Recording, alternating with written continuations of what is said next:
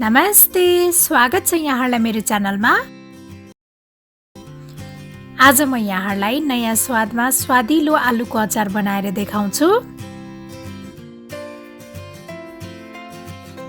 आलुको अचार बनाउनको लागि मैले लिएको छु उसिनेको आलु। अब म यो अचारको लागि चाहिने छोप बनाउन गइरहेको छु। यसको लागि मैले प्यानमा राखे तिल, सिलाम, आलस अनि टिमुर। अब यो सबैलाई राम्रोसँग भुट्नु पर्छ। यसरी सबै चीज मिक्स गरेर आलुको अचार बनाउँदाखेरि आलुको अचार चाहिँ मसालेदार अनि एकदमै मिठो हुन्छ। यो राम्रोसँग भुटिसकेको छ। अब यसलाई एकैछिन सेलाउन दिने। अब यो छोपलाई पिस्नु पर्छ।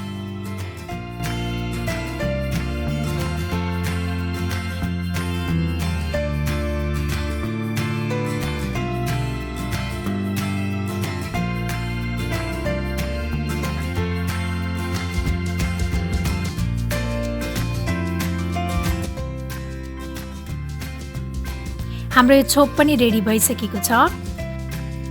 मैले यसलाई यो आलुमा राखेँ। त्यसपछि मैले यसमा राखेँ कागतीको रस। अब यसमा 1 चम्चा जति लप्सीको धुलो पनि राख्ने। यदि यहाँहरुसँग लप्सीको धुलो छैन भने कागती मात्रै राख्दा पनि हुन्छ। नुन स्वाद अनुसार, रातो धुलो खुर्सानी। अचारलाई झान्नको लागि मैले प्यान बसालेको छु। त्यसपछि मैले प्यानमा तेल राखेँ। अब मेथी फुराउनु पर्छ। मेथी यतिको भएपछि मैले यसमा बेसार राखेँ। अब यो हरियो खुर्सानी पनि राख्ने। त्यसपछि मैले यो हरियो लसुन पनि राखेँ। यसरी अचारमा चाहिँ हरियो लसुन राखेर बनाउँदाखेरि अचार चाहिँ एकदमै मिठो हुन्छ। अब यसले अचार झान्नु पर्छ। मैले यो प्यानमा थोरै पानी राखेँ। अब यो पानीलाई पनि यसैमा राख्ने। यो पानी चाहिँ अचारमा ग्रेभी बनाउनको लागि हो। यदि यहाँहरूलाई सुक्खा मनपर्छ भने नराख्नु भए पनि हुन्छ।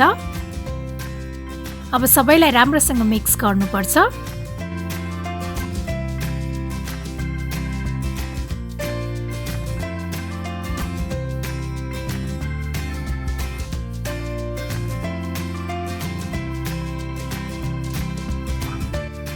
यतिको मिक्स गरिसकेपछि हाम्रो यो आलुको अचार चाहिँ सर्भ गर्नको लागि रेडी भइसकेको छ।